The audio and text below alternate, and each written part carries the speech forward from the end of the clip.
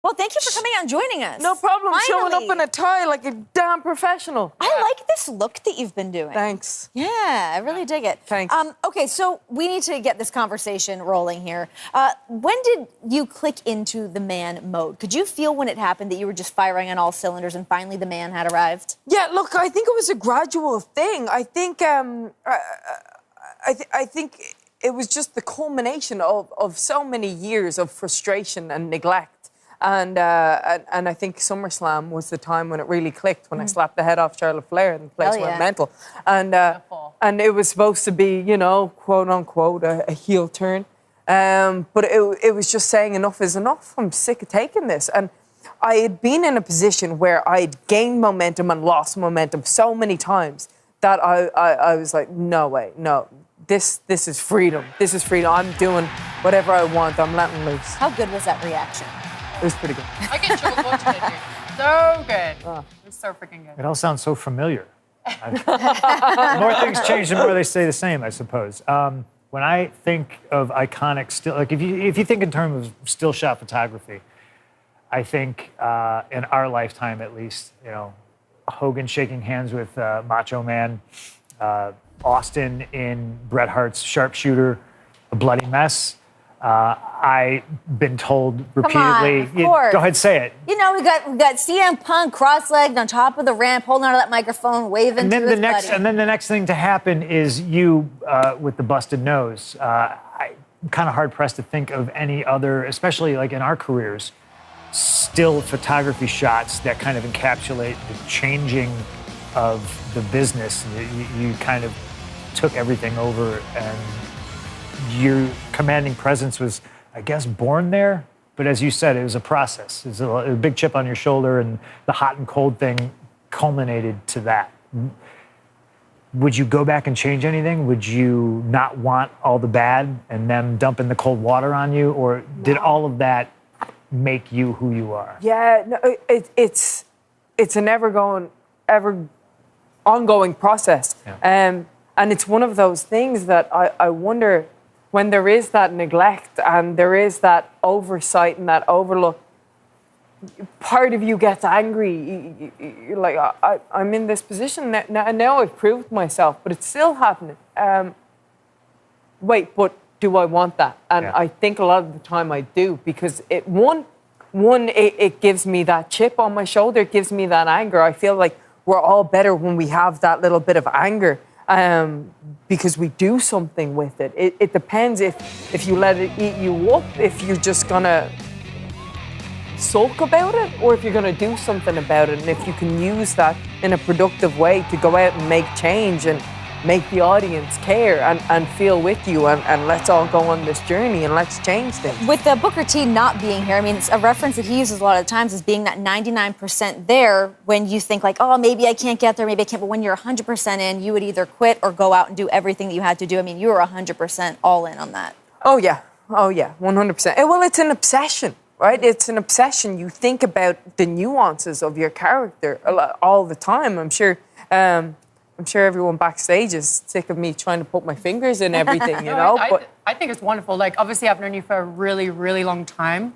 Like, a very long time. You guys like, are since both I was, like, really old. 12. Right? You know, it's weird, but I've noticed since I was really young. And I've seen, like, the progression of Becky, going from the indies, obviously, to WWE, and then you doing all these different characters. Even in Dusty Rhodes' class, you dressed like an old lady. Do you remember that? Yeah. And, like, it was so entertaining. Like, everything you did was entertaining. But why do you think that the man worked out of everything that you've created? I think because it was easy. It was me. It was all the years of frustration. Right. It was letting loose. It was everything that I'd felt for so many years, and finally I'm able to say it.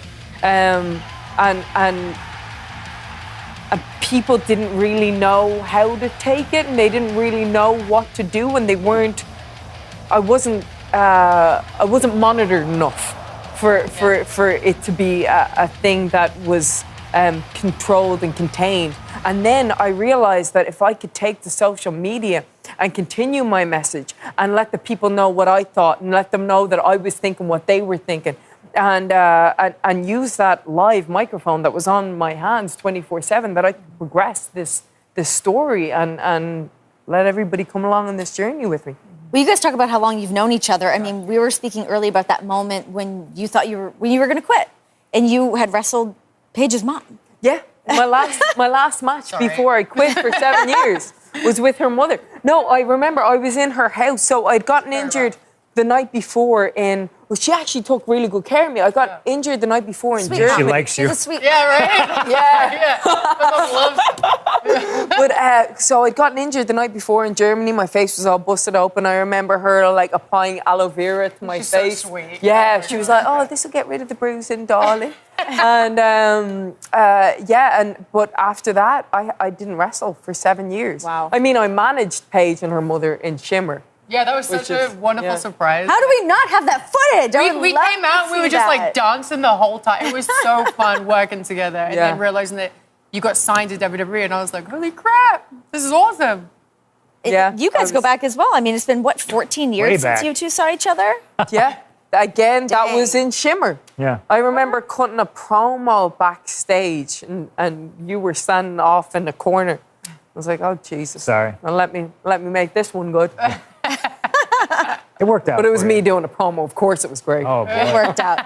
So moving on to the present, what we're working with now, I mean, you and Asuka putting on some of the most engaging television in WWE right now. How is working with Asuka?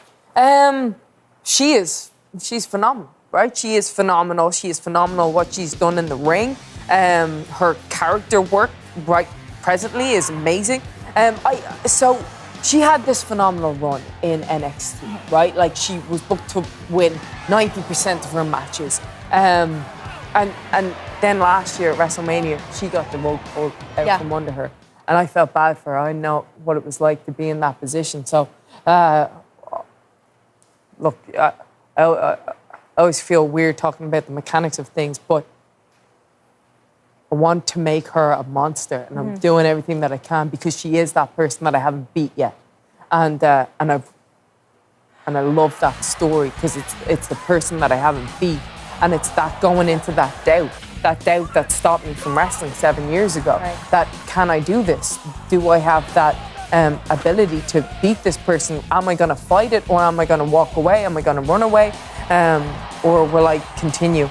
And she's phenomenal. But we're going to pick your brain on everything with Asuka and the rest of the women's division in a little bit. But before we go to break with you and Paige here on set, it is time to ask a little question here. We've both seen you guys receive the old Asuka green mist. So who wore it better? Taking a little poll here, guys. Get your votes in. 50-50 right now. Wow. Come on. The internet hates me. Punk, you want to weigh in early? I mean, I feel like both of them are so pale that the green just kind of soaks in equally. I've got a little bit of a tan. tan. A little bit of a Is that real? Come on. Yeah. That's not real. So make sure to follow us on all social media platforms at WWE on Fox and use the hashtag WWE Backstage. Let us know what's on your mind.